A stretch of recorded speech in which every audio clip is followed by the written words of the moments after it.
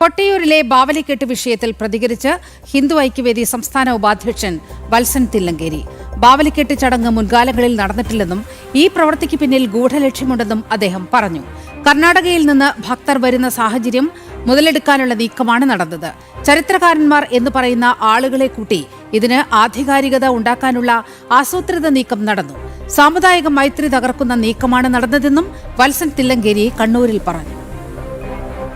ഹിന്ദുക്കളല്ലാത്തൊരു വിഭാഗത്തെ അത്തരം ഒരു ഉത്തരവാദിത്തം ഏൽപ്പിച്ചതായി എവിടെയും രേഖകളോ പൂർവികമായ അറിവോ അങ്ങനെ ഒരു കാര്യമില്ല. അങ്ങനെയുള്ള ഒരു കാര്യം ഇപ്പൊ പെട്ടെന്ന് ഒരു അവകാശവാദവുമായി വന്ന് വളരെ സൗഹാർദ്ദപരമായി അതുപോലെ തന്നെ സമാധാനപരമായി നടക്കുന്ന കൊട്ടിയൂരിലെ ഈ വൈശാഖ മഹോത്സവത്തിന്റെ ആരംഭ ദിവസം തന്നെ അവിടെ വന്ന് കുറച്ച് ആളുകൾ ഇത്തരം ഒരു കാര്യം ചെയ്യുക എന്ന് പറഞ്ഞാൽ ഞങ്ങൾക്ക് പൂർവികമായി ഞങ്ങൾക്ക് അവകാശം ഉണ്ടായിരുന്നു.